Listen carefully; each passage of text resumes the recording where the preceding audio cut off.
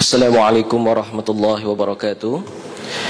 Bismillahirrahmanirrahim. Alhamdulillahirabbil alamin wal 'aqibatu lil muttaqin wala 'udwana illa 'alal zalimin wassalatu wassalamu ala asyrafil anbiya'i wal mursalin sayidina Muhammad wa ala alihi wa sahbihi ajma'in. Tuan-tuan dan puan-puan hadirin hadirat yang dirahmati oleh Allah sekalian, tanpa melengahkan masa lagi, majlis dengan segala hormatnya menjemput dan mempersilakan yang berbahagia Dr. Haji Zaharuddin bin Abdul Rahman, Pensyarah Universiti Islam Antarabangsa Malaysia, untuk menyampaikan ceramah yang bertajuk Pelaburan Emas. Majlis dengan segala hormatnya dipersilakan. Bismillahirrahmanirrahim. Assalamualaikum warahmatullahi wabarakatuh.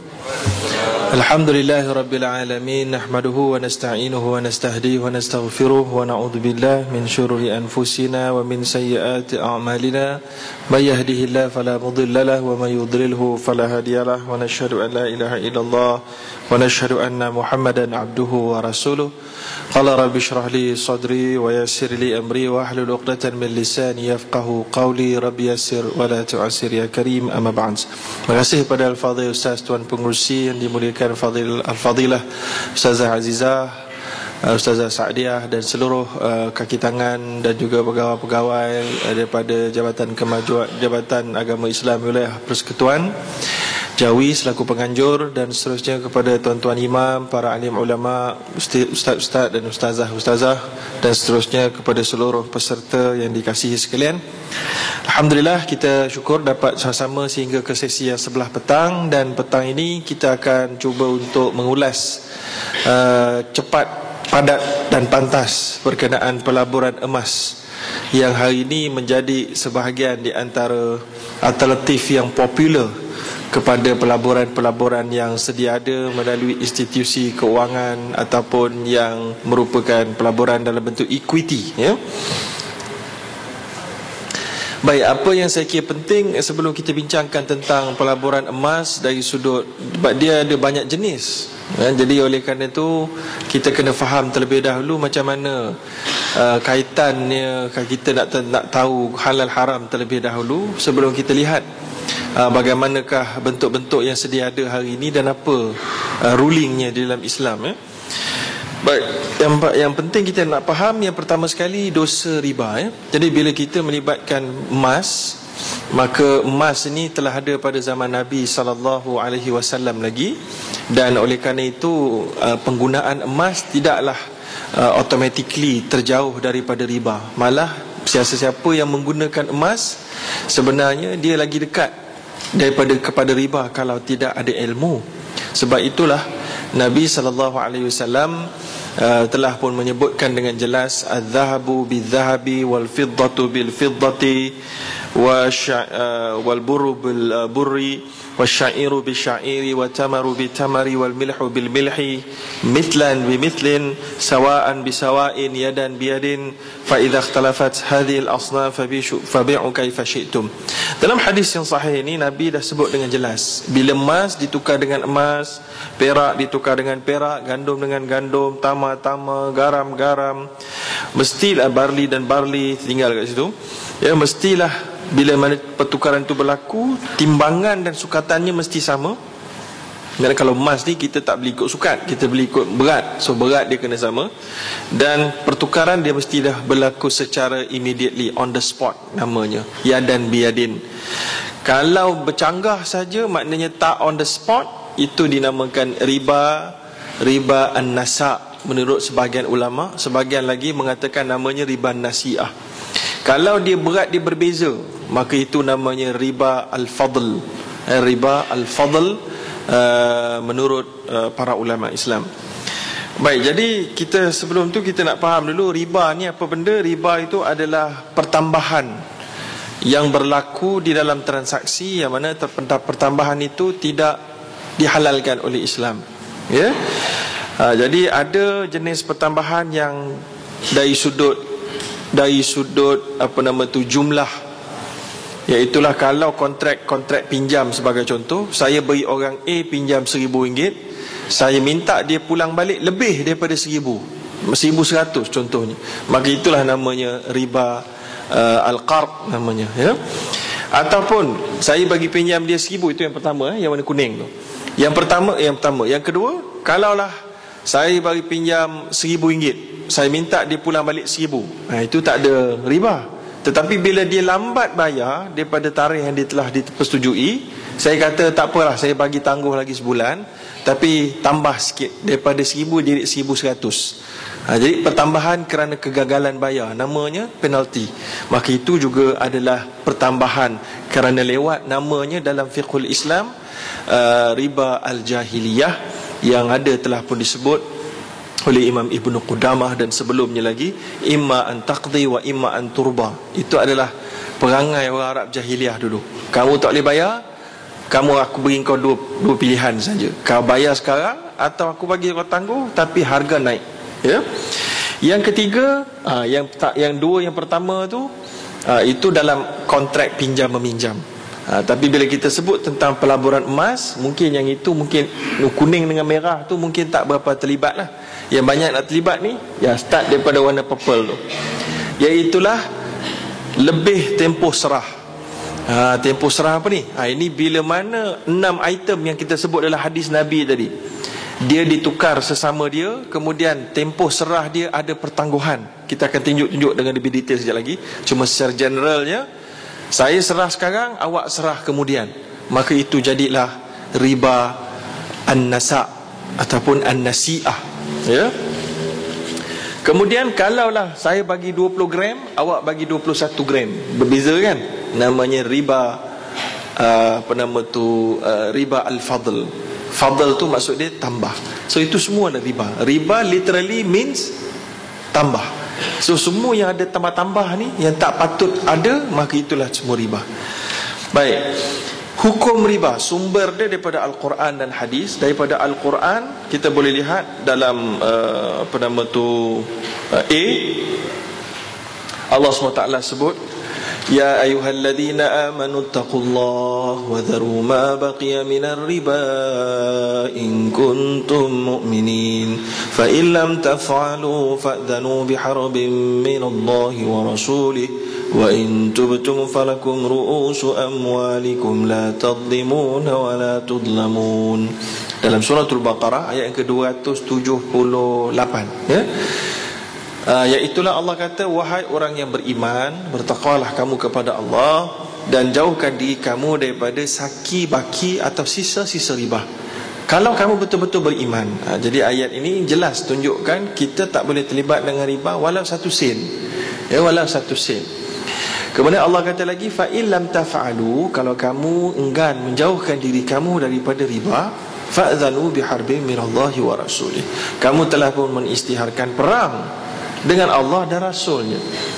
So Imam Ibn Abbas, sahabat Nabi Al-Jalil, yang digelar sebagai Turjumanul Quran, pentafsir Quran yang terhebat, ya, beliau menafsirkan sebagaimana dicatatkan oleh Imam Al-Qurtubi dalam kitabnya Al-Jami' li Ahkamil Quran, yuqalu li akili riba yaumal qiyamah khuz lahka lil harb, akan dikatakan kepada orang yang makan riba di padang mahsyar nanti, di akhirat nanti, pergi ambil senjata kamu untuk pergi perang dengan Allah. Jadi ini bermakna peperangan yang disebut oleh Allah itu bermaksud hakiki dan bukan majazi. Okey? Maknanya maksud dia bukan simbolik, dia betul-betul. Kemudian hukuman riba juga dalam Islam telah pun disebut dalam ayat yang seterusnya ataupun sebelum itu, yamhaqullahu riba wa yurbis sadaqat. Siapa yang terlibat dengan riba akan hancur keberkatan hartanya dan hidupnya, sudah tentu. Dan ditambahkan keberkatan bagi orang yang memberi sedekah dan menunaikan zakat, ya. Kemudian yang ketiga disebutkan dalam sebuah hadis, iaitulah ar-riba iddatani wa sittuna baban aisaruha mithla ayankiha rajuli ummah. Iaitulah riba ada 62 cabang, ada banyak riwayat, ada 73 pun ada, yang mana yang paling ringan dosanya sama dengan berzina dengan ibu sendiri. Jadi kalau lelaki, kalau perempuan zina dengan bapa sendirilah, itu dia berat. Hadis ni ada khilaf sikit dari sudut sanad dan matan dia, bukan dari sudut darjat dia, tapi sebahagian ulama mengatakan adalah hadis yang sahih, ya. Kemudian yang seterusnya di dalam sebuah lagi hadis disebutkan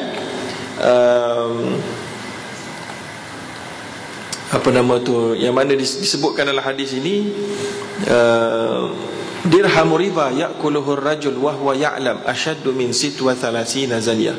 Satu dirham riba, satu dirham satu wang perak, ya. Satu wang perak tu dia punya nilai di sekarang ini, zaman ini adalah lebih kurang RM25 lah. RM25 riba yang kamu makan sama besar dosa dia dengan berzina 36 kali. Jadi hadis ini tidaklah membawa maksud pergilah berzina, dosa dia lebih kecil daripada riba, bukan.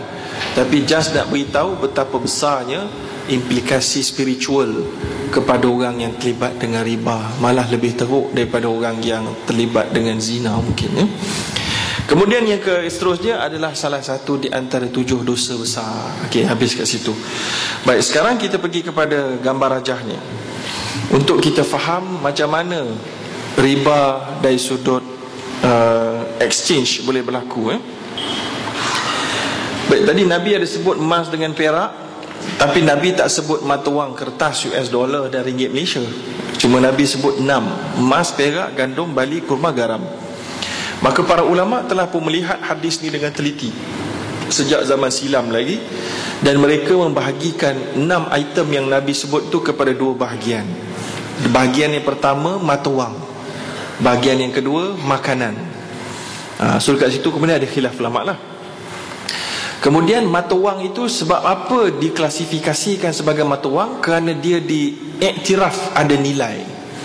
So para ulama Majlis fatwa, bukan fatwa kebangsaan sahaja, tetapi juga Majlis Kesatuan Ulama Fiqh Sedunia, OIC, International Fiqh Academy, memutuskan bahawa duit kertas, ringgit Malaysia dan juga Brunei dollar ke Singapore dollar ke, semua mestilah bila mana nak diuruskan mestilah ikut undang-undang pengurusan dalam bab emas dan perak.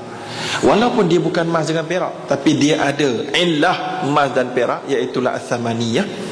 Maka ini adalah keputusan yang telah diputuskan pada tahun 1986 dan diterima oleh majoriti ulama seluruh dunia, termasuklah Majlis Fatwa Kebangsaan, ya.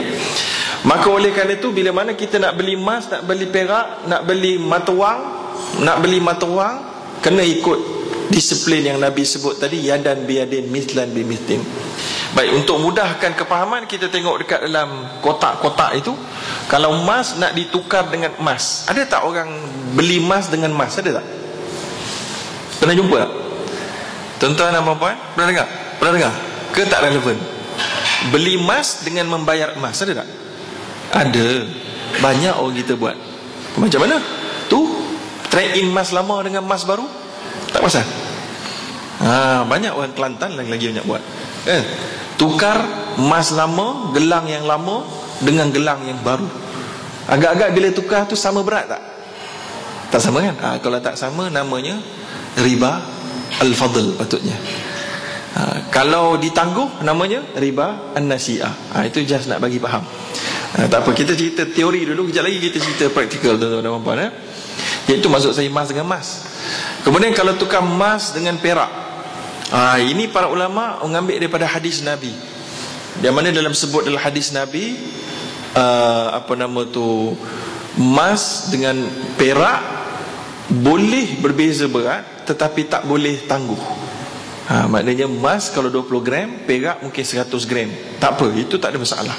Tapi tak boleh tangguh. Mesti saya beri emas sekarang, saya ambil perak sekarang. Okey? Sebab itulah dia warna kelabu situ. Kelabu satu syarat saja, mesti serah terima dalam satu masa. Kemudian mata wang sekarang. Sebelum mata wang kita tengok gandum dulu, makanan pula. Gandum kalau beli menggunakan emas, tak ada dua-dua syarat yang ada ni. Ini disebutkan oleh para ulama berdasarkan kepada hadis-hadis Nabi, yang kita tak sempat nak huraikan, yang mana putih maknanya ikut syarat jual beli yang biasa. Maknanya boleh tangguh. Maknanya saya beli 2 kilogram beras, 2 kilogram gandum dengan emas 1 gram, contohlah, boleh, tak ada masalah. Ataupun tangguh, saya bayar sekarang, berikan gandum tu besok ataupun bulan depan, tak ada masalah, tak ada riba. Okey. Sekarang kita pergi kepada benda baru yang ada zaman kita dan tak ada pada zaman Nabi, iaitulah mata wang kertas. Mata wang kertas menurut Majlis Fiqh Antarabangsa, mereka kata ikut syarat macam tukar emas dengan perak. Emas ditukar dengan perak kena satu syarat, serah terima dalam satu waktu.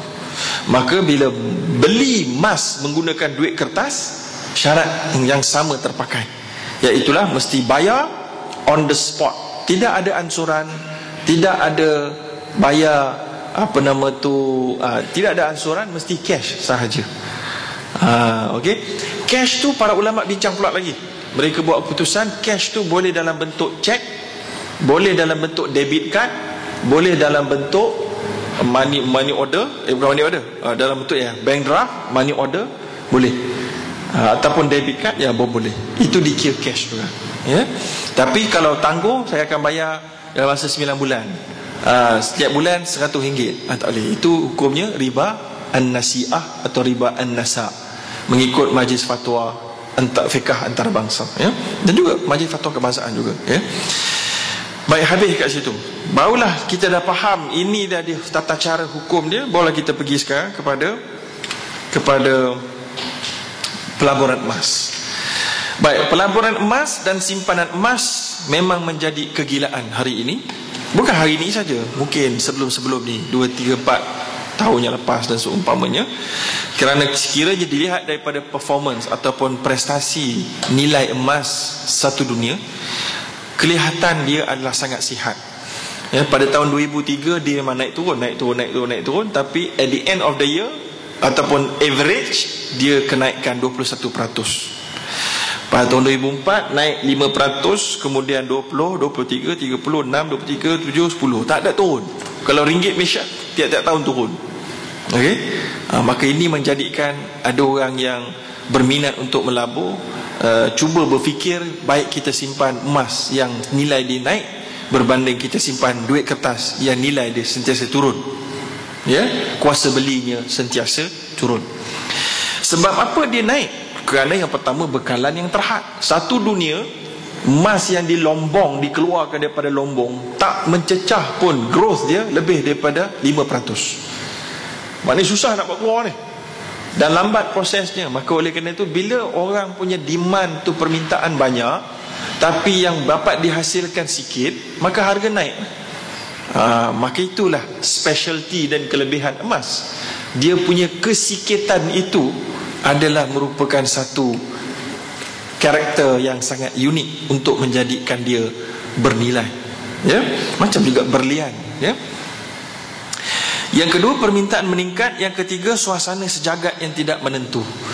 Bila suasana ekonomi sedunia tak menentu, maka keyakinan orang kepada duit kertas semakin menurun. Bila keyakinan duit kertas turun, duit kertas punya nilai pun turun. Bila turun, emas naik. Itu dia punya ciri. Kalau duit kertas ni value dia turun je, emas akan naik. Kalau emas turun, duit kertas akan naik. Begitulah, dia mesti akan kontra sentiasa. Kemudian, apa sebab lagi emas naik lagi harga? Kerana bank-bank negara dan bank-bank komersial sentiasa mencetak duit kertas yang baru dalam proses perkembangan ekonomi sesebuah negara. Ini teknikal sikit lah, tentang boring nak ceritanya. Maka akan sentiasa ada money supply. Money supply yang akan menyebabkan kerajaan mencetak lagi duit kertas dengan lebih banyak. Dengan cara, macam mana dia cetak tu? Dengan cara dia buat pinjaman contohnya. Bila kerajaan buat pinjaman, maka bank negara akan cetak lagi duit untuk disekelip, diedarkan di dalam sesebuah negara. Maka bila bertambahnya duit kertas dalam sesebuah negara, lebih bertambahnya dan tak selari dengan pertumbuhan ekonomi dari sudut equity, maka duit itu akan turun nilai dia. Okey. Baik, habis kat situ. Boleh tengok 10 tahun punya prestasi pelaburan ataupun nilai emas, daripada tahun 2002, daripada 1 ounce 300 sahaja dia punya naik dia tu, tengok.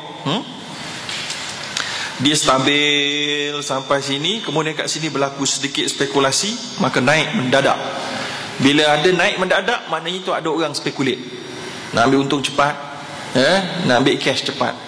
Maka bila orang nak ambil untung cepat, tengok cursor tu, Nak untung cepat, maka orang pun jual cepat-cepat. Bila jual cepat-cepat, tiba-tiba emas menjadi terlambat. Orang semua tolak emas tu sebab nak ambil duit kertas, maka harga tiba-tiba jatuh dengan mendadak pula. Tadi naik mendadak lah, sebab orang semua nak ambil cash, dia pun jatuh mendadak. Bila dah jatuh mendadak, orang-orang ni yang sebagainya sedang menunggu peluang untuk membeli. Oh, ni dah turun harga bagus ni, kita beli pula. Dia apa beli pula, harga pun naik balik. Begitulah waktu orang-orang yang dah tengah tunggu harga naik untuk takut turun lagi teruk, dia pun jual cepat. Bila jual cepat-cepat, turun balik sikit-sikit, turun balik. Begitulah yang berlaku baru-baru ini tahun 2011. 2011 naik mencanak, kemudian turun pula tiba-tiba, naik pula, betul turun pula, betul naik pula. Jadi kalau tuan-tuan terdiri pada pelabur, jangan terlibat dalam bab ni. Kalau terlibat ni, sama ada dapat untung banyak atau rugi banyak. Untung banyak atau rugi banyak. Tapi kalau tak pandai, rugi banyak tu lebih cerah, berbanding untung banyak. Okey. Sebab itu bila kita kaji prestasi harga emas ni, seeloknya bagi sesiapa yang nak melabur ni, dia hendaklah simpan emas tu untuk tempoh 2 tahun. Itu yang sihatnya, supaya kita tak terjebak dalam kerugian ataupun keuntungan yang tiba-tiba luar biasa. Kadang-kadang kita pun tak perasan juga, kita bukan nak untung sangat, kita nak save kita punya nilai harta kita je. Jadi kita patutnya simpan lebih daripada 2 tahun supaya sampai balik kepada harga stabil. Dia boleh tengok kat situ. Kalau dari sudut bulan Jun yang kita ceritakan tadi, kalaulah tuan-tuan terlibat dalam pelaburan membeli emas pada ketika itu atau menjual, ada peluang untuk rugi 20%. Kalau pada bulan yang kedua tu pula, 2011, 2008 hingga 2009 tu, negatif 31%. Dan yang seterusnya, yang terbaru-baru ini, mungkin negatif 15% sampai tahun 2013 mungkin. Harga masih belum stabil lagi hari ini pun. Itulah untuk dapat nampak lebih dekat. Baik, sekarang pelaburan emas yang ada dekat Malaysia dan seluruh dunia, ada banyak cara. Kita pilihlah beberapa sahaja. Sebab kita nak berhenti pukul 4 sebenarnya, pukul 3.30 kita nak bagi peluang soal jawab. Yang pertama, kita boleh buat pelaburan emas atau simpanan emas dengan cara beli gold emas fizikal. Emas fizikal, seketul macam iPhone ni, beli sebiji. Dia ada macam jenis. Dia ada yang datang dalam bentuk wafer. Wafer ni macam coklat wafer yang kecil tu, yang biasa dalam bentuk 20 gram, 10 gram, 5 gram, atau dalam bentuk gold bar. Siapa yang ada duit lebih sikit, dia nak boleh beli macam hard drive ni, bagus kan, tebal macam ni kan, boleh juga gold bar 1 kilo biasanya. Ataupun boleh beli dalam bentuk gold coin. Gold coin kecil je, yang bernilai 1 gold coin tu biasanya orang pakai dinar. 1 dinar sama dengan 4.25 gram. Okey. Atau yang kedua, kita akan cerita kebaikan dan keburukan semua sekali sekejap lagi, Yang kedua, boleh beli dalam bentuk gold saving account, paper gold. Boleh pergi dekat Maybank, public bank, beli gold, beli nilai emas. Emas ni tak ada, nilai dia. Lepas tu dapat buku emas. Buku emas tu tulis kau ada sebanyak 20 gram. Mana emas? Emas tak ada. Habis nak letak dalam buku tu apa? Nilai 20 gram emas. Itu je kamu ada. Jilat lah tu buku tu. Emas ni tak ada, boleh jilat buku je. Tak boleh nak gigit emas tu. Okay? Paper gold. Itu cara yang kedua. Ni kita tak cerita hal haram lagi ni. Kita cerita apa yang ada je. Jangan pula pergi terus, nanti dulu dengar dulu, hukum dulu. Yang ketiga, kita ada exchange traded fund. Ini eksklusif, bukan eksklusif, pada nama tu sophisticated sikit. Ni exchange traded fund ni dekat Bursa Malaysia. Kita pergi Bursa Malaysia, dia ada saham amanah, lebih kurang macam saham amanah, yang backed by business emas.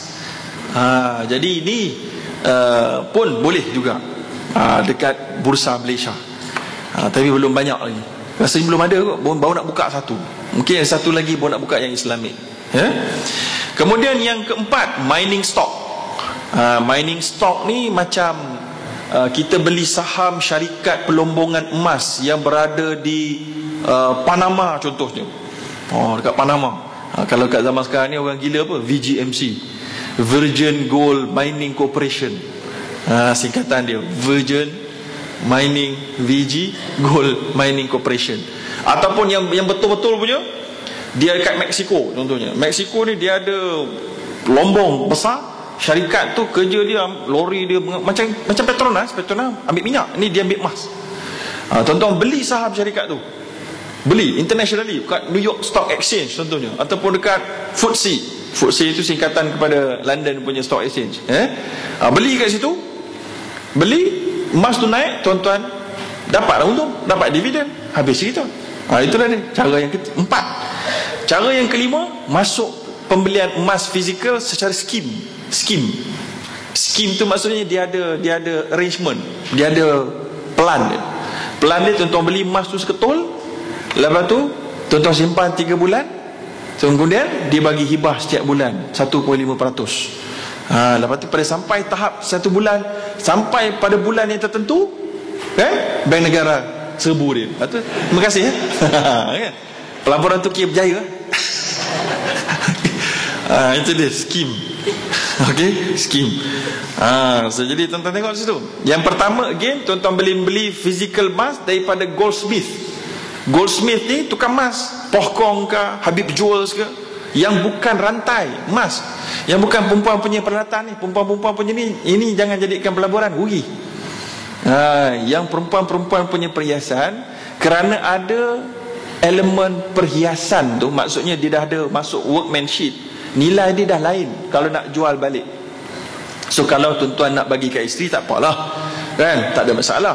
Tapi kalau nak jadikan pelaburan, nak jaga value harta tuan-tuan, perempuan punya perhiasan bukan cara yang betul caranya. Okey, baik, maknanya tuan-tuan boleh beli dekat Jewels, kat Pohkong, kat mana-mana, ataupun dekat kedai-kedai yang jual emas physical, wafer gold coin seumpamanya. Baik, sekarang kita tengok satu demi satu. Yang pertama, dari sudut bukan hukum, tapi dari sudut monetary, keuntungan, bagus ke tak bagus. Ni mungkin panas sikit, mungkin orang yang terlibat tu rasa marah sikit lah. Tak apalah, marah sekarang ni bersalah kan. Jadi kita nak beritahu sincerely dari sudut akademik. Dari sudut akademik, saya ambil contoh dinar yang popular kat Malaysia lah, dinar Kelantan lah kan. Kita ada dinar Perak pun ada juga kan. Bukan dinar wang Perak, dinar negara Perak, negeri Perak kan. Ataupun dinar, ada yang lain, ada juga yang orang buat sendiri punya. Tapi kita tak popular, kita tak apa nak tahu lah. So dinar Kelantan ni popular. So kalau kita tengok mana satu kita nak beli, contohnya tuan-tuan sekarang ada duit lebih sikit dalam poket, nak simpan emas atau nak melabur emas, bagus tak tuan-tuan beli dinar emas? Nak beli dinar emas ke nak beli wafer gold 5 kilo pula, berat sangat, 5 gram? Hak mana satu tuan-tuan nak beli kan? Jawabnya kalau tanya saya, kita tengok harga. Dinar Kelantan, dia punya ketulinan adalah 916. 916 tu maksudnya 22 karat, bukan berkarat. Karat tu ni ketulinan dia tu.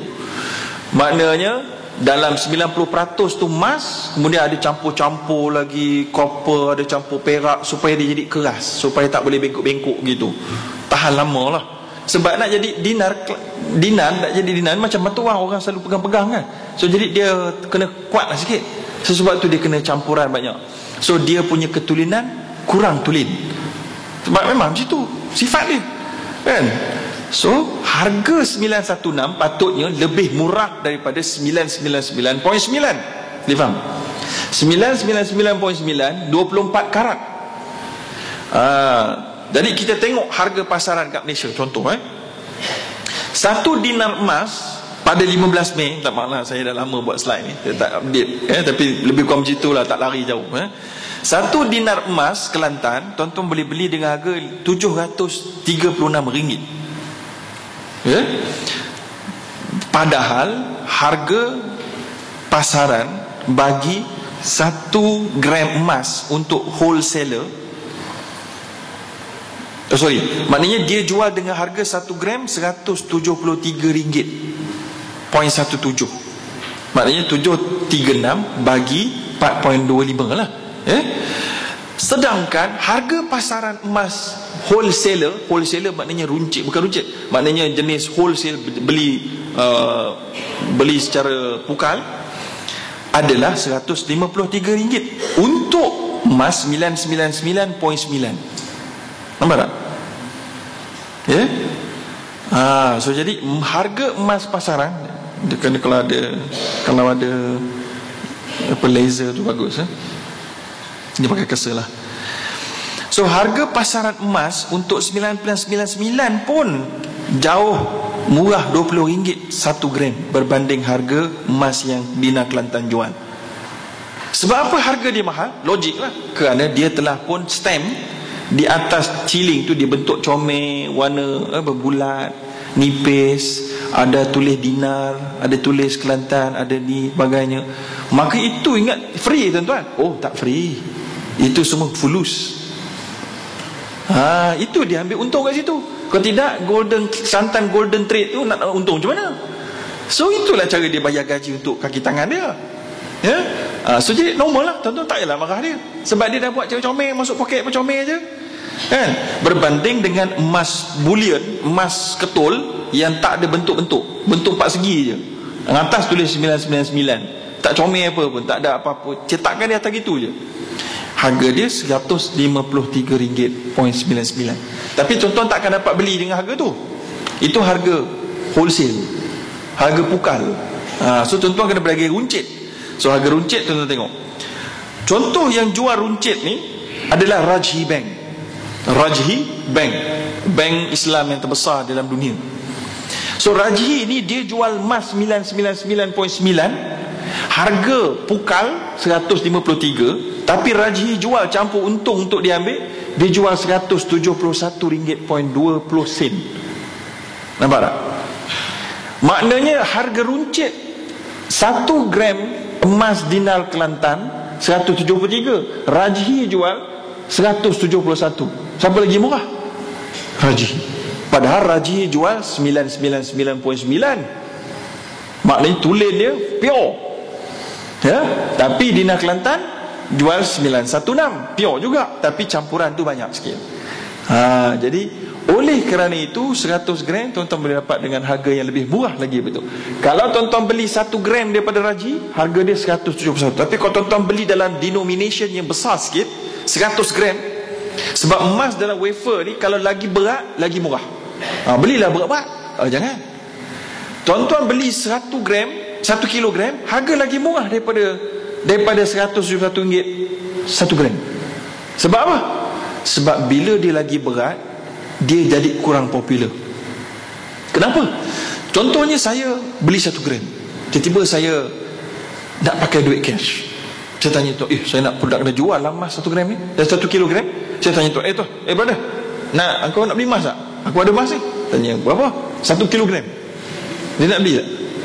Tak mampu dia, contohlah. Mungkin dia mampu lah, tapi maknanya tak larat 1 kilo, kalau boleh potong 2 aku boleh beli. Mak nak potong macam mana? Sebab itulah dia kurang popular itu. Maknanya kalau orang beli 1 kilo, memang dia nak simpan jangka panjang, betul. So kalau tuan-tuan rasa nak simpan jangka sederhana, jangan beli 1 kilo. Jangan, 1 kilo berat sangat. Untuk baling anjing boleh. Tapi belilah yang 100 gram paling tinggi pun. Jadi kalau tuan-tuan beli 100 gram, harga dia murah lagi daripada beli 1 gram ataupun 10 gram. 1 gram, kalau 100 gram tuan-tuan dapat 1 gram RM167 je. Nampak tak? Kalau tuan-tuan ada duit sebanyak RM16,755, tuan-tuan boleh beli daripada Rajhi emas 100 gram seketul. Tapi kalau tuan-tuan nak beli dinar emas daripada negeri Kelantan, tuan-tuan tak dapat 100 gram, padahal dia 916 je. Nampak? Itu dari sudut harga. Tapi mungkin harga ni berubah-ubah lah. Tapi setakat yang saya nampak, macam itulah standard dia. Okey.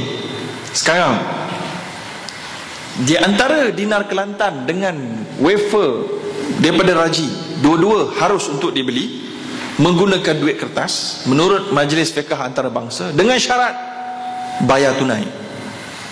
Saya tahu ada mungkin yang hadir dekat sini ataupun yang tak hadir dekat sini tak setuju dengan saya. Tak apalah, bukan tak setuju dengan saya, tak setuju dengan Majlis Fiqh Antarabangsa dan Majlis Fatwa Kebangsaan. Pulanglah mazhab kamu sendiri, apa salahnya kan? Macam mana? Kita nak paksa tak boleh tuan-tuan. Masing-masing jaga kubur masing-masing, kan? So para ulama dah beri panduan, kalau kita rasa kita lebih ulama daripada ulama antara bangsa satu dunia, tafadhal, saya tak marah. Saya tak ada nak kutuk-kutuk, tak ada masalah. Tuan-tuan jaga sendirilah, kan? Kalau rasa-rasa ilmu dah cukup, tafadhal. Tapi bagi orang yang rasa macam tak berapa cukup ilmu, tak pernah berani tanggung sendiri depan Allah nak jawab nanti, berselindunglah di sebalik majlis fiqh antara bangsa. Okey. Sebab kalau ada salah ijtihad, mereka akan tanggung depan Allah, bukan tuan-tuan, ya? Sebab Allah kata fasalu ahla dzikri in kuntum la ta'lamun. Tanya orang yang tahu, orang yang ada authority, kalau kamu tak ada authority dan tak tahu, ya? Baik, itu je syarat dia. Nak beli gold coin emas dinar Kelantan, atau nak beli wafer daripada Rajhi, mesti jangan bertangguh. Kita akan cerita lagi syarat-syarat yang lain. Cuma sekarang kita tak cerita mana yang bagus, ya? Baik. Sekarang paper gold. Paper gold pun bagus juga orang kata. Sebab kita beli paper gold, kita tak payah bawa gold tu fikir-fikir nak simpan dekat mana, tak payah, pening kepala. Tuan-tuan mungkin suka nak beli gold, kan? Tapi tuan-tuan dah dapat beli nanti, tuan-tuan balik rumah, tuan-tuan fikir, nak simpan macam mana, betul tak? Dia tak beli gold lagi. Tak beli, tak tahu lah persoalan ni. Tapi kalau tuan-tuan dah pernah beli, tuan-tuan akan balik rumah, tuan-tuan akan terfikir-fikir, macam mana nak simpan ni? Nak simpan kat mana lagi ni? Dalam almari, perompak masuk memanglah dia buka almari.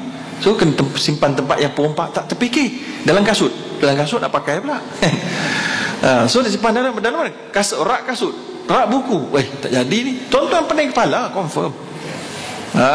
Macam peti ais. Ya Allah, bagus kat idea tu, kan? Pergi banti anak masuk patah gigi, kan? Gigit. Baik, jadi ini menyebabkan Rajhi punya pegawai bank, dia bila mana dia orang beli ni, dia nak dapat maklumat sikit, macam mana cara tuan-tuan simpan, dia tanya. Maka adalah beberapa orang pakcik ni, orang tua dah, dia veteran dah, dia beli emas banyak, selalu pula tu, kaya betul. Maka seorang di antara pegawai ni tanya, dia kata, Tuan Haji, macam mana Tuan Haji simpan? Boleh tak kongsi supaya saya boleh kongsi dengan kawan-kawan yang lain, nanti beli, saya boleh bagi idea ini.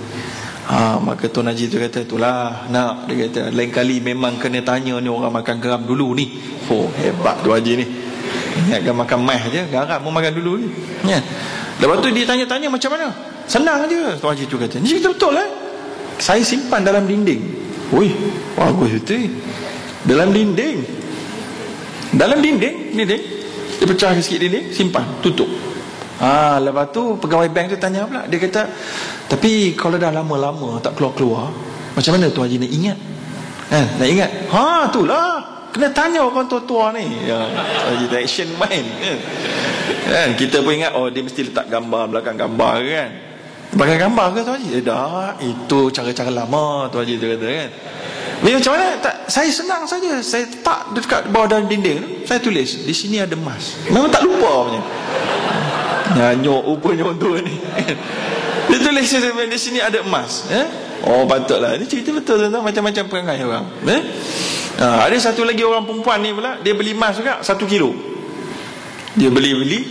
Dia dah tahu cerita ni bila dia datang cerita kat bank lah, ya? Dia beli, disimpan kat mana tuan-tuan? Disimpan dalam aircon. Aircon tu boleh buka, simpan atas tu, kan? Kemudian dia bekerja, suami dia bekerja. Entah macam mana dia jadikan cerita tuan-tuan, aircon rosak.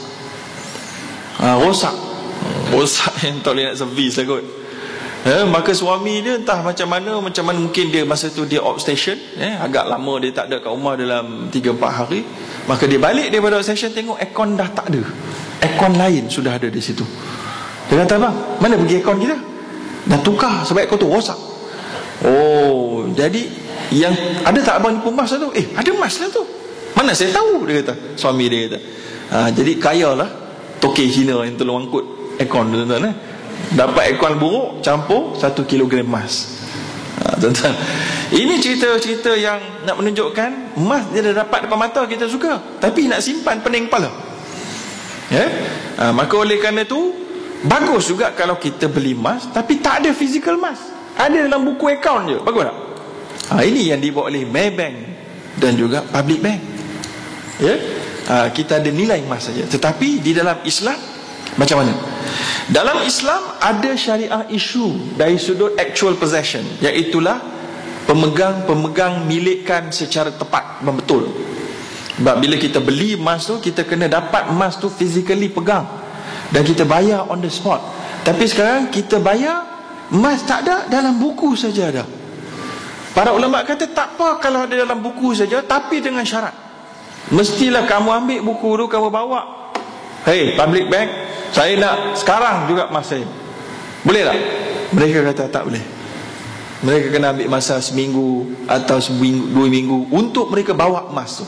Ini bermakna apa yang ada dalam buku itu tidak represented by actual gold, physical gold. Nah, bila kamu demand, barulah dia nak order, barulah sampai. Ini menunjukkan kamu sebenarnya bukan beli emas, kamu bermain nilai emas sahaja. Maka pada ketika itu syariah, ulama-ulama menolak pembelian emas melalui buku emas, buku akaun emas. Tak boleh. Okay. So sebab itulah Maybank punya jualan emas, buku akaun emas dia tak masuk dalam Maybank Islamic punya produk. Begitu juga dengan public bank. Okey. Okey, so jadi itu adalah cerita pasal paper gold yang tidak boleh. Baik, kemudian yang seterusnya, bila kita nak beli emas, minta maaf lah, saya tergesa-gesa sikit. Kita cerita ni dulu.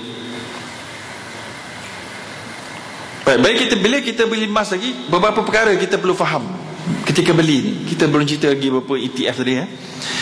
Yang pertama sekali, pembelian emas untuk pelaburan mestilah jadi pelaburan jangka panjang dan bukan jangka pendek. Sebab biasanya kalau jangka pendek, tuan-tuan akan kerugian saja. Sebab bila kita beli daripada bank atau daripada mana, dia akan ambil margin dia, untung. Kalau kita nak jual terus, dia akan beli kurang daripada harga pasaran. So kita kena pastikan dia punya nilai tu kita dapat lebih daripada untung yang dia orang ambil. Maka kena faham pula harga beli dan harga jual. Ini we sell, we buy. Kalau kita beli daripada kedai A, emas tu, dia ada 2 tanda harga kat situ, macam ni kan. Dia ada buy, bank sell. Jadi kalau tuan-tuan nak beli 10 gram tu, berapa tuan-tuan kena bayar? Yang mana satu tuan-tuan nak tengok? Kena tengok bank sell. Okay? Jangan tengok sebab apa ni mahal lah ni, saya nak 1,500. Tak boleh. Tak boleh, itu aku beli daripada engkau, dia kata. Jadi bank beli daripada kita emas tu, dia beli dengan harga murah. Tapi bila dia jual dengan harga mahal. Itulah cara dia nak buat duit. Bukan bank saja, syarikat biasa pun macam itu juga. So apa yang perlu kita faham ni dia, macam mana kita nak faham baik untuk membeli emas ini dia.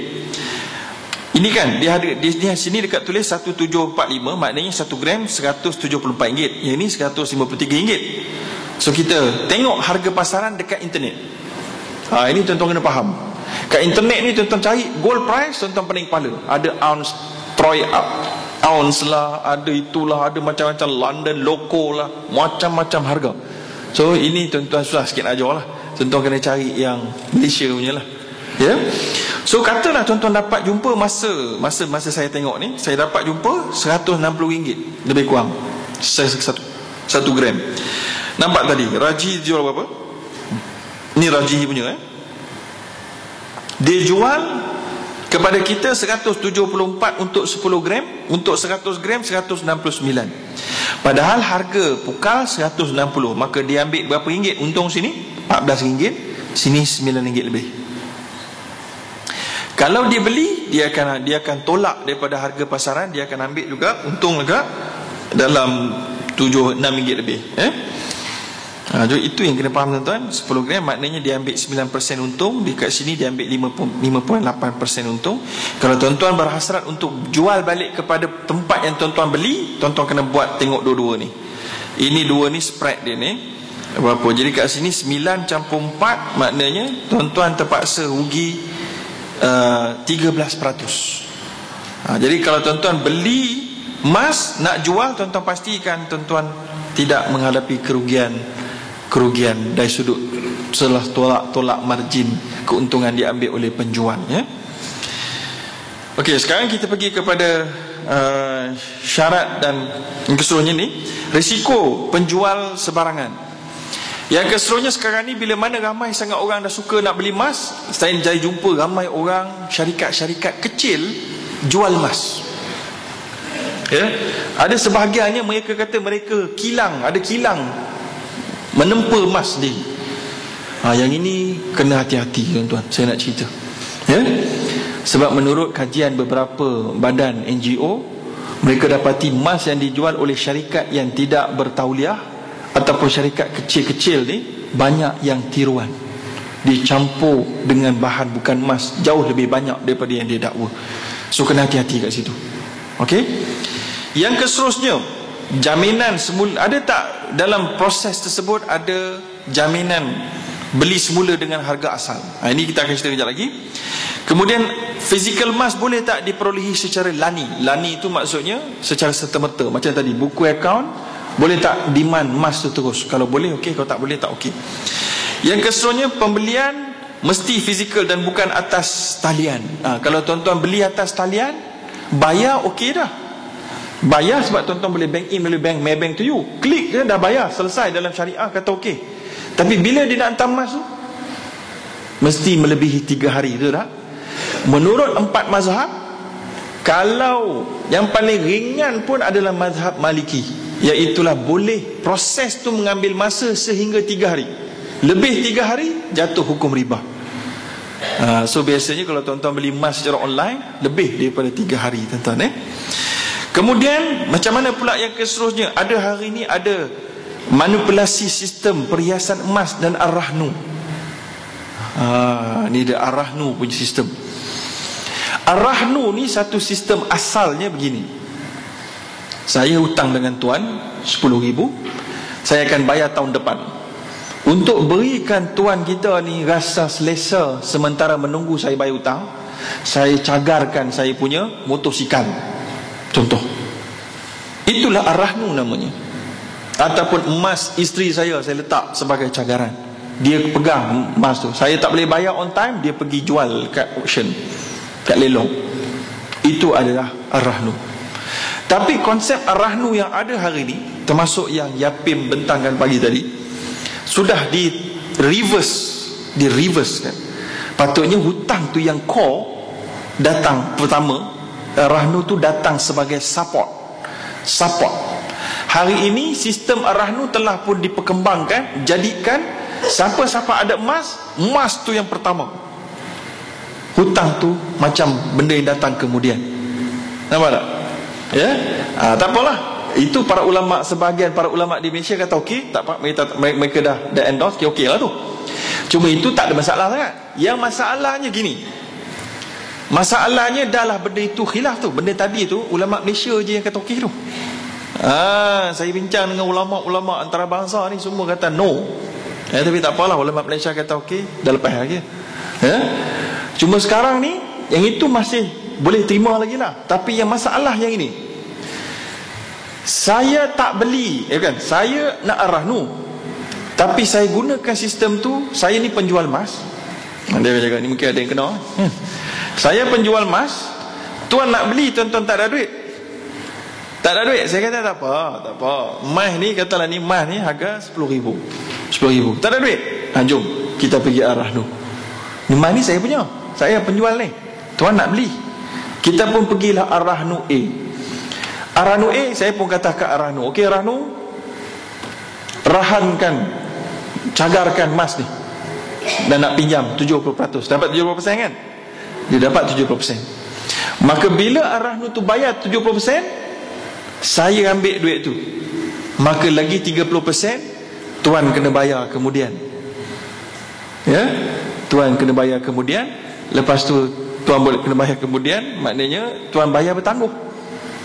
So dekat situ ada beberapa masalah. Yang pertama, orang A yang beli emas, tapi saya penjual yang cagar. Dah salah lah. Itu masalah. Patutnya tuan beli dulu, tuan yang cagar. Tapi tak boleh juga, sebab kalau tuan beli, tuan-tuan tak ada cash, maknanya hutang, riba juga. Kalau tuan beli dan dapat milik emas, kemudian baru nak cagar, dapat duit cash bagi kat saya, maka itu masih lagi riba. Kalau saya Pemilikan masih pada tangan saya yang cagar terlebih dahulu. Lepas saya cagar, saya dapat duit tu, tuan akan sambung gitu saja. Pun tak jadi juga, sebab emas tu saya punya, bukan tuan punya. Ya. Jadi itu adalah manipulasi yang pertama. Manipulasi yang kedua, itu yang pertama. Itu hukum dia apa tu? Para ulama tak ada bincang dengan spesifik. Ini hebatnya orang Malaysia. Dekat Arab tak ada orang buat lagu ni. Kat Amerika, US, UK pun tak ada. Malaysia saja ada. Orang Malaysia memang pandai benda-benda selok-belok ni. Sebab itulah skim cepat kaya paling banyak timbul kat Malaysia. Orang Amerika pun tiru Malaysia punya model. Orang Arab tak tahu langsung ni, multi level ni depa tak tahu. Dia orang tak tahu ni skim cepat kaya ni. Sebab itulah kalau orang skim cepat kaya dia pergi kat UAE, kaya raya dia. Arab semua tak pandai benda-benda ni. Kena tipu kering-kering.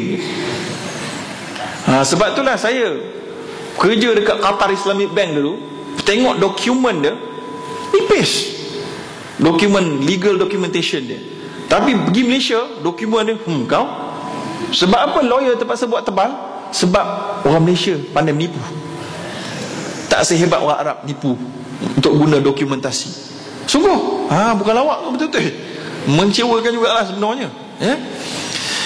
Baik, macam mana manipulasi seterusnya? Begini, contohnya saya ada RM10,000. RM10,000 saya beli emas. Saya bayar cash RM10,000. Saya dapatlah emas. Contohnya emas tadi tu katalah saya ada RM16,000, RM17,000 lah. Saya beli emas daripada Raji 100 gram saya dapat. Nampak? Saya dapat 100 gram. Lepas tu saya pun pergi Ar-Rahnu. Saya pergi Ar-Rahnu, saya gadaikan dekat Ar-Rahnu. Ar-Rahnu ambil. Rahnu pun bagi saya 70% daripada harga tu. Saya dapat cash. Seolah-olah saya dapat dua benda sekarang ni. Saya ada emas, saya ada cash. Nampak tak? So dengan cash tu saya pergi beli lagi emas. Beli emas lagi. Saya beli emas lagi. Saya beli lagi emas dengan harga 70% daripada 16,000. Katalah senang cerita 14,000 lah. Beli emas lagi, dia dapat emas lagi. Saya pergi ke Ar-Rahnu, saya simpan lagi. Saya dapat 70% daripada 14,000, dapat 12,000. Saya pergi kedai emas, saya beli lagi emas, saya dapat emas lagi. Saya pergi Ar-Rahnu, saya letak lagi dekat Ar-Rahnu, dapat 10,000 pula. Saya ambil 10,000, saya beli lagi emas. Oi, ganas tu orang Malaysia ni. Jangan tilu. Dia tunggu sampai harga naik emas, dia jual. Dia jual dengan cara dia jual, dia tunjukkan dia punya resit semua sekali. Kau boleh ambil kat Ar-Rahnu. Dia jual mungkin total patutnya 16,000, dia boleh dapat 100 gram je.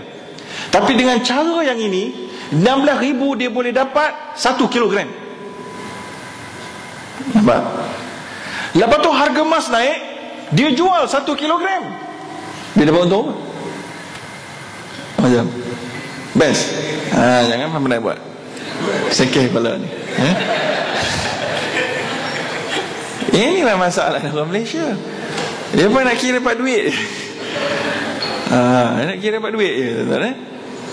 Jadi oleh kerana itu, sekarang ni masalah dia, benda ni memang syubhat dan dia telah salah gunakan Ar-Rahnu sistem.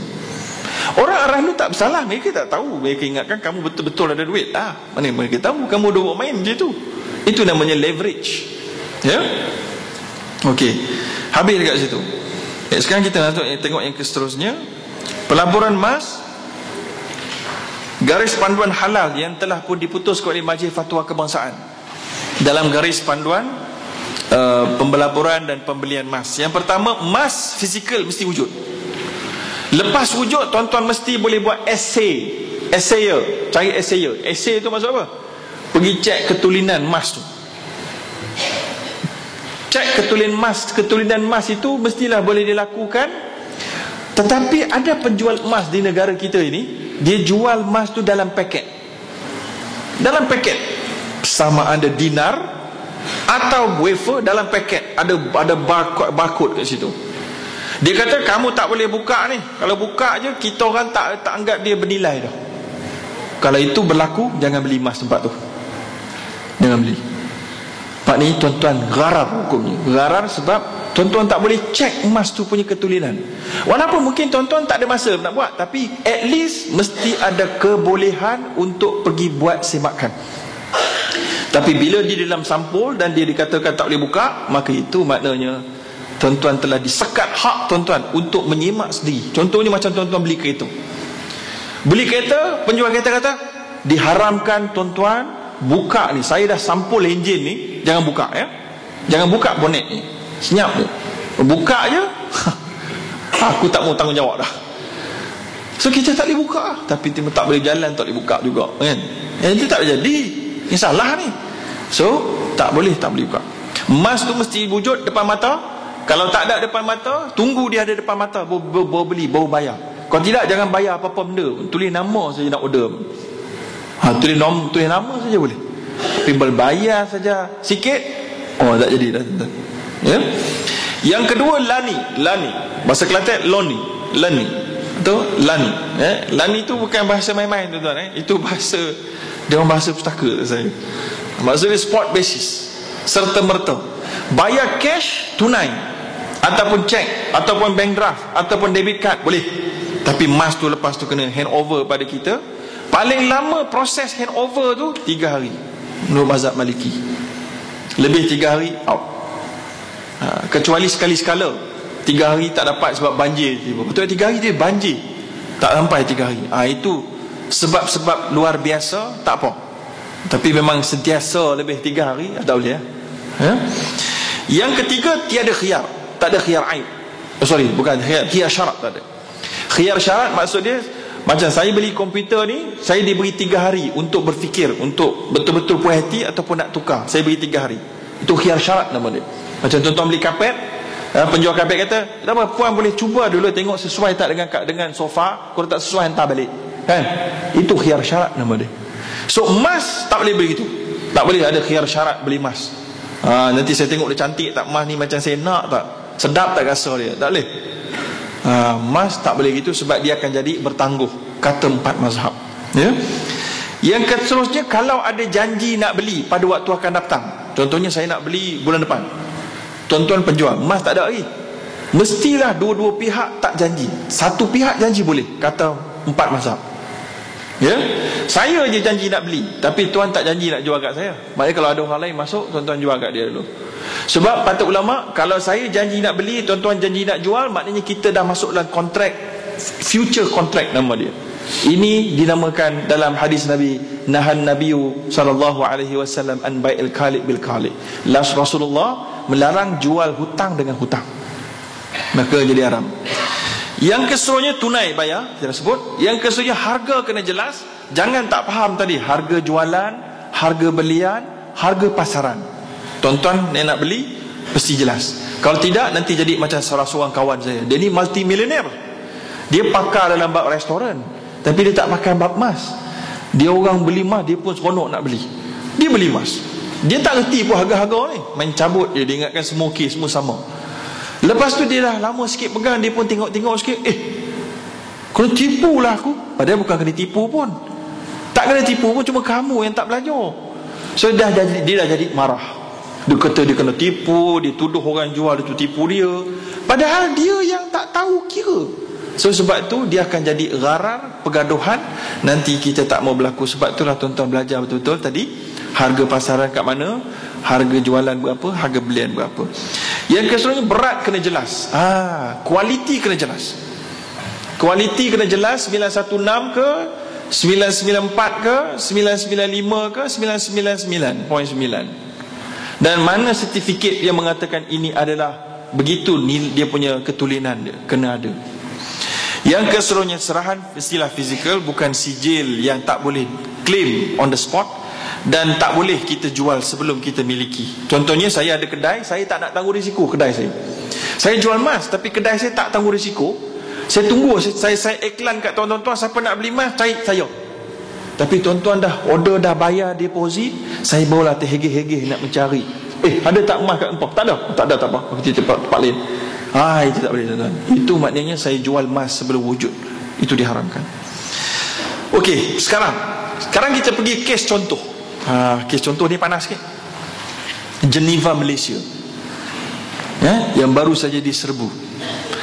Geneva, Malaysia ni, dia punya bulanan dia kata sampai mencecah 2 bilion sebulan pembelian. Dan dia punya orang yang dah beli 60,000 lebih, dan meningkat setiap hari dengan cepat. Yang membelinya orang Islam majority, termasuklah anak-anak syarikat kerajaan negeri-negeri tertentu. Maka Bank Negara Malaysia risau dengan perkara ini. Sebab apa mereka risau? Gini, yang pertama, syarikat Geneva Malaysia ini mengatakan mereka jual emas secara syariah compliant, patuh syariah.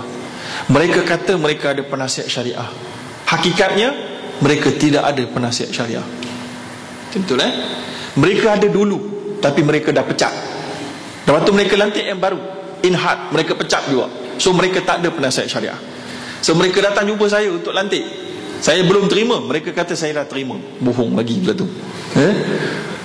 Jadi tuan-tuan, so Geneva, Malaysia, dia kata dia syariah compliant punya jualan emas, tapi tidak. Baik, itu yang pertama. Yang kedua, bila dia kata dia syariah, kita tanya macam mana kamu jual emas? Emas tu ada terus kah? Dia kata tak ada. Macam ni, kamu nak beli emas, saya akan dapatkan emas, tapi kamu tak payah bayar kepada saya. Kita semua kena bayar emas tu di dalam satu trust account. Betul tak? Satu akaun amanah yang berada di bank CIMB, yang kononnya bukan milik kepada Geneva, Malaysia. Maknanya seolah-olah dia tak boleh keluarkan duit tu, sebab duit tu patutnya belum jadi milik dia lagi, sebab dia belum beri emas kepada kita. Bila emas tu sampai nanti, barulah dia panggil kita, mari datang buat akad jual beli. Dia kata emas ada, barulah kita buat akad jual beli, barulah kami ambil duit tu. Kita faham? Ya, hakikatnya itu dakwaan dia. Hakikatnya menurut kajian Bank Negara Malaysia, saya tahu ni sebab dia bawa dalam meeting JAKIM, dan saya terlibatlah dalam mengharamkan dia. Okey. Sebab apa? Sebab kita nampak ni bukti depan mata kita. So hakikatnya duit dalam akaun CIMB Trust ni dia ambil bawa keluar awal.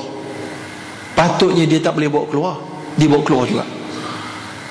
Ini menurut kata Bank Negara punya investigator. Sebab itulah jumlah yang ada dalam CIMB account trust tu tak sama dengan yang sepatutnya. So di situ berlaku kesilapan. Yang kedua, pegawai Bank Negara berlakon menjadi pembeli. Bila dia beli, macam tadilah, duit masukkan dulu dekat dalam account trust, lepas tu nanti emas dah sampai baru kita bagi, kita akad. Tapi emas belum sampai, akad belum tulis, hibah dah masuk dulu 1.5%. Ya Allah, hadiah dah sampai dulu dah, akad belum tanda tangan lagi. Oh, ini menunjukkan ada skim cepat kaya sebenarnya. Yang keserunya, bila Geneva jual pada syariah advisor, ada syariah scholar, dia jual pada syariah scholar tau. Dia jual dekat syariah scholar, dia gunakan emas yang tulen, palm Swiss.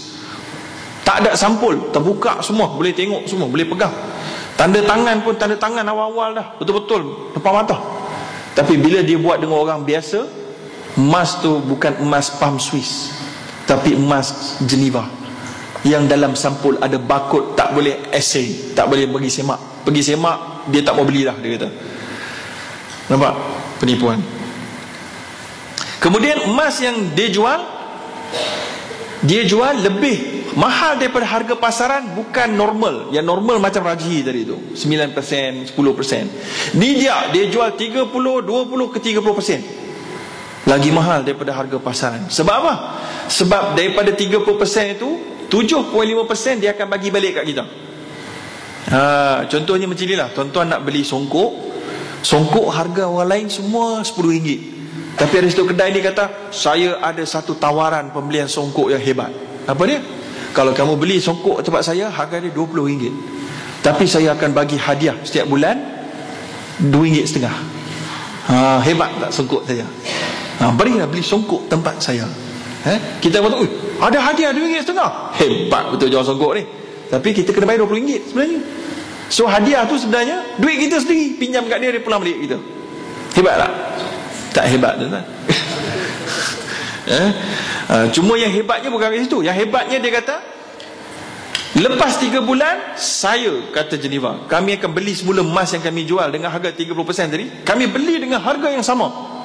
Ini bermakna kita beli harga, katalah harga pasaran 1,000, kita beli harga 1,500, tak apa mahal, kita jual balik pada dia 1,500, dan di pertengahan 3 bulan tu kita dapat hadiah. Maknanya kita sudah dapat 1,500 campur beberapa ratus, betul tak? Itu untung, memang betul, itu untung. Itulah yang menunjukkan dia skim cepat kaya. Kalau dia bukan skim cepat kaya, dia tak akan boleh. Maknanya kita beli emas tu kerana emas tu, bukan kerana skim dia, kata Bank Negara lah. Ya. Jadi hibah 3 hingga 6 bulan sebanyak 2 atau 1%. Jadi apa saja skim, Geneva adalah ibu kepada skim ini. Sebab itulah Bank Negara serbu Geneva Malaysia dulu. Selepas ini menyusul skim-skim yang lebih kurang sama. Kata hati-hati ya tuan. Hati-hati ya. So jadi ini adalah sebuah skim cepat kaya yang memperalatkan emas. So dari sudut micro kontrak, dari sudut kecil kita tengok kepada cara kontrak, ia seolah-olah halal. Betul, kalau dibuat dengan cara betul. Tapi dari sudut makro, sebenarnya dia memperalatkan emas untuk meminjam duit. Maknanya kalau tengok daripada perspektif yang lain, sebenarnya dia pinjam duit daripada kita 1,500 untuk membolehkan dia beli banyak emas. Sebagai ucapan terima kasih, dia bagi sikit interest, riba. Sebenarnya emas tu hanya perantaraan yang kita pun tak nak simpan sangat pun. Malah kita pun tak boleh buka emas tu pun. Nak pergi semak di tulen dia pun tak boleh. Kata pegawai Bank Negara, emas yang dijual oleh mereka ni warna dia kuning kemerahan. Ini menunjukkan dia adalah lain sikit. Malah saya jumpa dengan seorang ejen yang terlibat, saya langsung dia sengih bila saya kata gitu. Dia kata mungkin 991 kot sebenarnya. Bukan 999. Dia kata dakwa 999, tapi rupanya 991 kata dia. Wallahu alam. Baik, kemudian kalau ada pun berlaku juga kat Geneva, orang yang dah sampai 3 bulan kita jual balik pada Geneva kan, dia bayar lambat. Patut dia bayar on the spot. Mana boleh lambat riba, dia bayar lambat. Malah masa dia diserbu, ada yang belum sempat dibayar semula. Maka inilah orang yang sakit hati dengan Bank Negara. Emas dia dah pulang dekat Geneva, duit dia belum sampai, Geneva punya akaun sudah dibekukan. Terloponglah dia. Ada orang yang beli, emas masih ada kat tangan dia, okey juga kan. Ada yang tengah nak claim balik, tengah tunggu tak dapat. Ataupun yang juga melopong, yang dah order, dah bayar masuk trust account, emas tak sampai lagi, kena bekukan. Lalu mereka marah, lalu berdemonstrasi di pejabat Perdana Menteri kat Putrajaya. Tapi itu bukan Geneva punya kan, itu Bestino, ya India masuk khabar semalam kan. Dia pun sama juga. Bestino tu, dia kata dia ada lombong dekat Papua Nugini semua. Maka Bank Negara punya perisikan pergi Papua Nugini tu, dia pas cerita kat saya, pergi cari lombong milik Bestino. Betino je tuan-tuan. Tak ada Bestino tuan-tuan. Betino ada. Tak ada lombong, bohong ya. Maka hari ni yang popular VGMC gold, kononnya dia mining, dia bagi kat tuan-tuan bulanan ke macam mana. Ini semua tidak ada license, dan saya yakin dekat Panama tu tak ada pun dia punya kilang atau lombong emas. Berhentikanlah tuan-tuan, hentikanlah. Ini semua sangat tinggi risikonya, Baik, jadi saya rasa itulah. Kemudian yang seterusnya, hari ini kita ada macam-macam lagi skim emas. Mungkin kita boleh buka kepada soal jawab. Kalau tuan-tuan ada yang nakkan penjelasan apa-apa yang ada di hadapan mata, bolehlah kita bincangkan. Baik, jadi sekadar itu saja.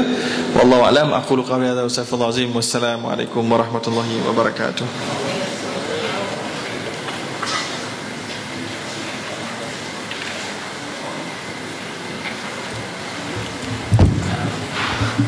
Dipersilakan kepada tuan-tuan dan puan untuk membukakan soalan. Dipersilakan Ustaz. Okey, terima kasih Ustaz. Assalamualaikum warahmatullahi wabarakatuh.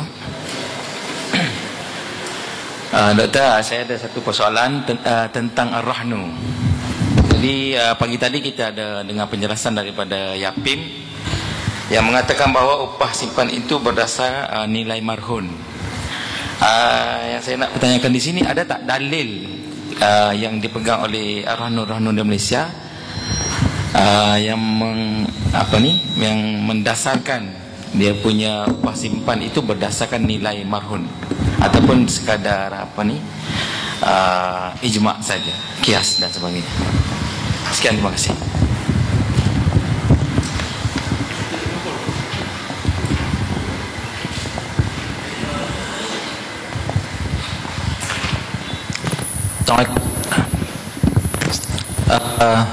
Soalan saya satu saja. Boleh tak kita beli emas di Habib Jewels ke ataupun kedai emas menggunakan kredit kad? Tapi kita berhutang dengan kredit kad lah, tapi kita bayar cash melalui kredit kad. Okey, itu saja.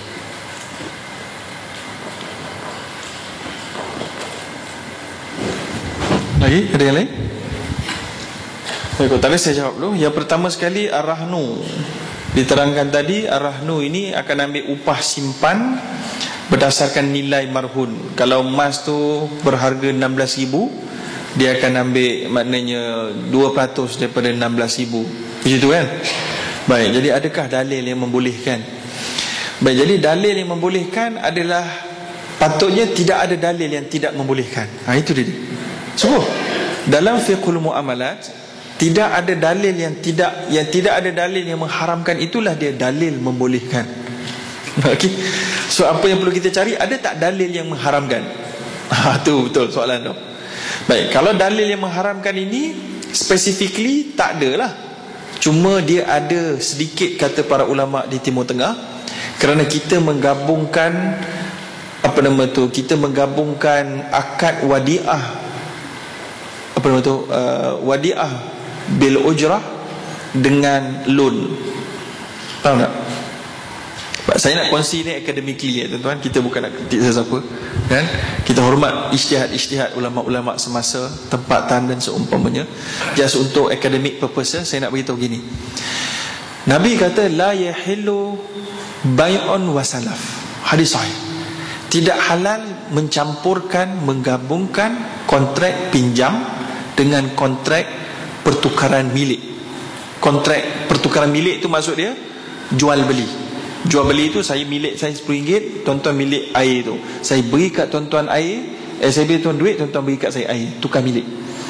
Begitu juga dengan wadiah bil ujrah. Wadiah bil ujrah maknanya saya mengambil upah atas khidmat simpanan. Ini adalah kontrak jual beli sebenarnya. Macam kontrak sewa, sebagai tuan-tuan pekerja di Jawi, masa tuan-tuan, skill tuan-tuan dibeli oleh majikan untuk duduk dalam pejabat sebagai timbal baliknya dia bagi duit. Tuan-tuan punya masa tak boleh pergi mana, duduk dalam pejabat, buat kerja untuk Jawi. Itu adalah kontrak jual beli sebenarnya. Namanya ijarah alal amal. Okey. So wadiah, saya tolong simpankan meja ni untuk tuan-tuan kat rumah saya ambil upah RM20 setahun. Ini kontrak jual beli. Saya jual khidmat, saya tolong simpan. Okey. So jadi ar-rahnu tadi tu maknanya kalau dia simpan emas tu, dia ambil upah. Upah dia tu disandarkan kepada harga emas. Itu jual beli. Kemudian dikaitkan pula dengan pemberian pinjam sebanyak 70% daripada harga. Itu sudah gabungan. Inilah yang dikatakan oleh Syekh Dr. Abdul Sattar Abu Ghuddah, saya sebut nama dia, dan seorang ahli majlis fiqh antarabangsa. Dan bukan dia saja, ramai lagi mengatakan ar-rahnu ada syubhat yang besar. Okey. Tapi ada ulama yang menghalalkan, melawan balik. Dia kata tak macam tu. Kita separatekan, kita asingkan kontrak tu. Kamu letak emas kamu dulu, kita timbang, kita ambil emas tu punya ni berdasarkan ni, kemudian kita barulah masuk ke dalam akad loan. Kalau kamu nak masuk boleh, tak masuk pun boleh. Tak ada mulazamah, tak semestinya. Maka ini menjadikan dia harus. Okey, baik, dia ada hujah. Alright. Ulama antarabangsa lawan lagi. Dia kata okey, walaupun tak ada mulazamah, tak ada kemestian, Tapi bila kamu beri loan itu kamu beri 70% itu kamu letakkan kepada nilai emas. Ya, nilai emas. Kemudian upah tu kamu ambil di atas nilai emas. Maka ini menjadikan dia ada syubhatul riba, kata ulama antarabangsa. Ini akademik sikit tuan. Ada syubhatul riba. Kerana sekarang ni tuan-tuan beri pinjam, maknanya tuan-tuan beri pinjam dengan tuan-tuan ambil sesuatu. Patutnya Nabi kata kullu qardin jarra naf'an fahuwa riba. Setiap pemberian pinjam yang ambil manfaat lebih, itu riba. So sekarang ni Ar-Rahnu dia beri pinjam 70%, dia minta balik tuan-tuan pulang 70% kan. Tapi ada campur apa? Upah simpan. Upah simpan pula ikut harga emas, bukan ikut kotak simpan. Kalau ikut kotak simpan, selamat sikit. Ini tak ikut kotak simpan, dia ikut harga emas, maka itu dah jadi jarra naf'an, kata ulama antarabangsa. Apa jawab ulama tempatan? Tak apa panjang tuan-tuan. Tak ada jelas. Tapi main duduk ada hujah lah. Duduk ada hujah. Tak apalah tu, kalau duduk ada hujah tu kicau okey lah. Tapi itulah jawapan saya kepada soalan yang pertama. Maka tidak ada dalil yang menghalalkan adalah tidak ada dalil haram. Tapi kalau ada dalil haram masih khilaf. Yang kedua iaitulah saya beli emas daripada Habib jual guna kredit kad. Boleh tak boleh? Jawapan dia, kalau kredit kad itu kredit kad Islamik punya, patuh syariah, hukumnya boleh. Sebab kredit kad ni dia dinamakan qabdul hukmi. So penyerahan dalam fatwa para ulama ada dua jenis, qabdul haqiqi dan qabdul hukmi. Qabdul haqiqi, saya beri duit tu betul-betul, tuan ambil betul-betul. Qabdul hukmi, saya tak beri duit tu dulu, saya beri cek atau saya beri kad, saya swipe. Bila saya swipe saja kad, sebenarnya saya dah kira bayar. Maka itu diterima oleh Majlis Fiqh Antarabangsa sebagai pembayaran cash, walaupun saya akan bayar hutang kemudian. Sebab bukan tuan-tuan yang bayar, bank tu yang bayarkan guna duit tuan-tuan dekat bank tersebut sebenarnya, kalau kad kredit Islam. Tapi kalau kad kredit konvensional, tak boleh. Kredit kad konvensional kalau tuan-tuan bayar penuh setiap bulan pun haram juga. Ini adalah Majlis Fatwa Kebangsaan dan juga Majlis Fiqh Antarabangsa.